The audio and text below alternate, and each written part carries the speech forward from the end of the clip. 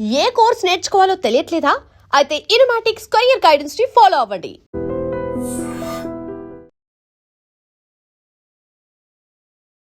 Hi hello నమస్తే, welcome to I dream. నేను Rachel.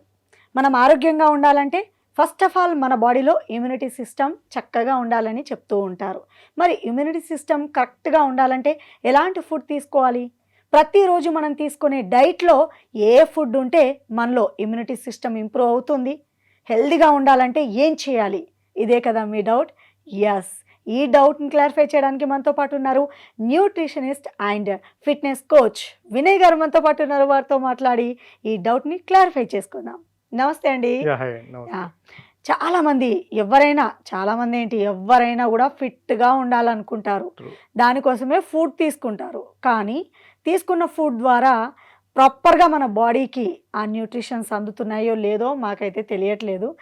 First of all బాడీలో immunity system బాగుంటేనే హెల్దీగా ఉంటామని చెప్తూ ఉంటారు కదా, ఇదైతే వాస్తవము. మరి ఇమ్యూనిటీ సిస్టమ్ బిల్డప్ అవ్వాలి అంటే ఎలాంటి ఫుడ్ తీసుకోవాలి మన డైలీ వారి ఫుడ్లో? నేనేం చెప్తానంటే ప్రత్యేకంగా ఎప్పుడు కూడా మనం రెగ్యులర్గా తినే ఫుడ్లో అంటే ఏదేదో తినాలి, ఇది తినాలి, అది తినాలని ఎప్పుడు ఎక్కువ స్ట్రెస్ పెట్టుకోవద్దని చెప్తా ఎవరికైనా సరే. బట్ అట్లాని ఏదో తినేసినాం అని కాకుండా మీ ఎవ్రీడే డైట్లో ప్రోటీన్ కంటెంట్, మళ్ళీ ప్రోటీన్ కంటెంట్ ఏంటి ఇవన్నీ నేను చెప్తాను డీటెయిల్గా. ప్రోటీన్ కంటెంట్ కానీ fat, fibre and vitamins, minerals, carbohydrate కొద్దిగా, అండ్ దీన్ని డీకోడ్ చేసి సింపుల్ మన భాషలో అందరికి అర్థమయ్యే భాషలో ఫుడ్ విధంగా చెప్పాలంటే రోజులో కనీసం ఒక 2 నుంచి 3 సర్వింగ్స్ ఆఫ్ ఫ్రూట్స్ తినమని చెప్తాం. Fruits and vegetables minimum. A fruit అయినా, ఏదైనా సరే, సీజనల్ ఫ్రూట్ ఎస్పెషల్లీ.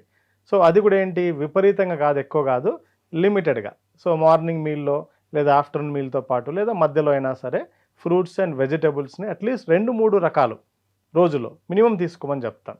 అండ్ తర్వాత ప్రోటీన్ కోసము నాన్ వెజ్ తినే అలవాటు ఉన్న వాళ్ళైతే ఎగ్ కానీ లేదా చికెన్ ఆర్ మటన్ కానీ ఇలాంటివి, అలానే రోజు చికెన్ మటన్ అని చెప్పట్లేదు, ఎగ్స్ రెగ్యులర్గా యాడ్ చేసుకుంటూ, మనం సామెత కూడా ఉంది కదా, ఎవ్రీ హర్దిన్ ఏక్ అండా అన్నట్టుగా చెప్తున్న కొటేషన్ కూడా చాలా క్రితం వచ్చింది. కొంతమంది అయితే ఎట్లా తయారయ్యారంటే ఎగ్ తింటే ప్రోటీన్ వస్తుంది అని రోజులో 4-5 ఎగ్స్ తినేస్తారు.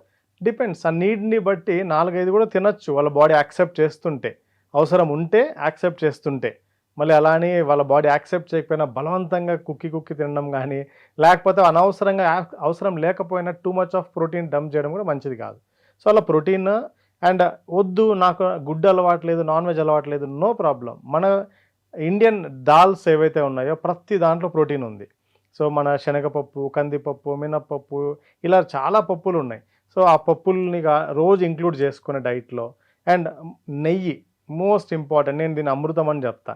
సో చాలామంది నెయ్యి ఫ్యాట్ అని, వెయిట్ పెరుగుతున్నామని మానేస్తారు చాలా. అవునండి, నెయ్యి అబ్జల్యూట్గా ప్రతి మీల్ యాడ్ చేసుకోమని చెప్తాను నేనైతే. సో నెయ్యి 100% యాడ్ చేయండి. బికాజ్ అది ఫ్యాట్, గుడ్ ఫ్యాట్ ఇస్తుంది, అది బ్యాడ్ ఫ్యాట్ కాదు. అది గుండెకి చాలా మంచిది, మన ఇమ్యూనిటీకి అనుకోండి, స్కిన్కి అనుకోండి, ఐస్కి అనుకోండి, యూ నేమ్ ఇట్, గీ అన్ని రకాలుగా పనిచేస్తుంది. సో అందుకే గీ ఖచ్చితంగా, అంటే ఆవు నెయ్యి లేదంటే ఎనీథింగ్ ఈజ్ ఓకే, బఫెల్లో కానీ కౌ గీ కానీ. సో బట్ ఏదైనా సరే ఈ బ్రాండ్లు ఇవి అని కాకుండా సాధ్యమైనంత వరకు హోమ్ మేడ్ న్యాచురల్ గీ ప్రిఫర్ చేయండి. తప్పదు అంటే ఏదైనా చూసుకుని అథెంటిక్ బ్రాండ్ ఏదైనా తీసుకోమని చెప్తా. సో అలా నెయ్యిని యాడ్ చేసుకొని, అండ్ మనకు చాలా రకాల నట్స్ అవైలబుల్ ఉన్నాయి.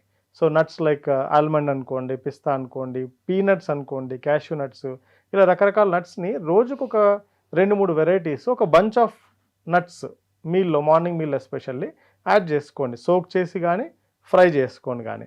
సో ఇలా ఇవన్నీ తీసుకుంటూ, అండ్ రెగ్యులర్గా తినే idli, dosa, upma, what ever it is, కొద్ది మోతాదులో పెట్టుకున్నారంటే ఎవ్రీథింగ్ బ్యాలెన్స్ ఆఫ్ న్యూట్రిషన్ మీకు వచ్చినట్టే. వినయ్ గారు ఇడ్లీ దోశ తినమంటున్నారు, and diet protein food, walnuts, ఇవన్నీ ఏది ఎప్పుడు తినాలండి? టైం ఎక్కడ ఉంది? ఒక మీల్లో తింటే చాలు. మార్నింగ్ బ్రేక్ఫాస్ట్ అనుకుంటారా, లంచ్ అంటారా, అది మీ ఇష్టం, ఏదైనా అనుకోండి. ఏదో ఒక మీల్లో ఒక బ్యాలెన్స్ ఆఫ్ న్యూట్రిషన్ ఇస్తూ, లేదా వాటిని డివైడ్ చేసుకొని మీరు 2 మీల్సా 3 మీల్సా, రోజులో 2 సార్లు తింటారా, 3 సార్లు తినే అలవాటు ఉందా అనే అలవాటుని బట్టి డివైడ్ చేసుకొని తిన్నా పర్లేదు.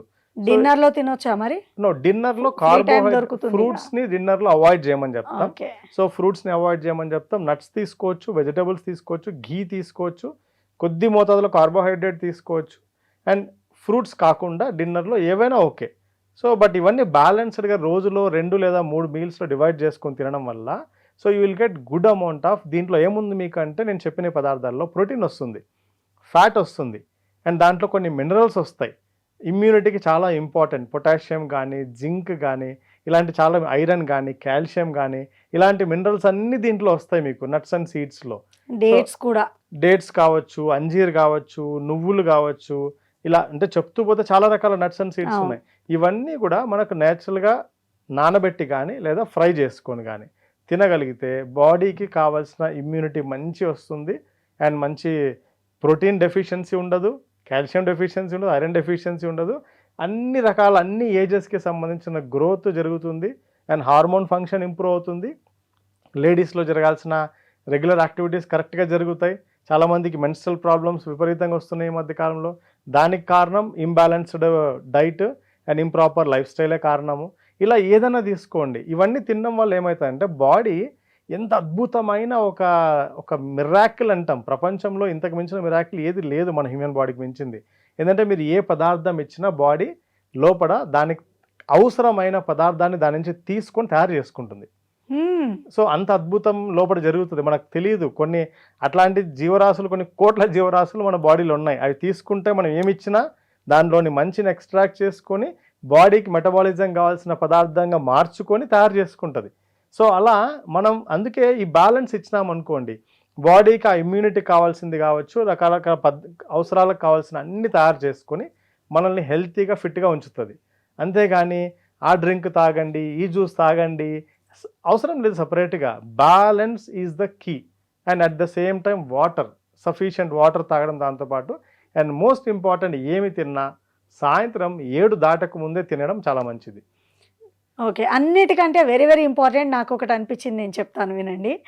ఇవన్నీ తిని కూర్చోకుండా కొంచెమన్నా వాకింగ్ చేయాలి. డే మొత్తంలో కనీసం ఒక 10 minutes అయినా వాకింగ్ చేస్తే ఇవన్నీ బాడీకి అందుతాయి. లేదంటే ఎగ్జాక్ట్లీ మనం అన్ని న్యూట్రిషన్ కేర్ తీసుకొని నేను ఎక్కడ కూర్చోని అక్కడే కూర్చొని పని చేస్తా అంటే వర్కౌట్ అవ్వదు.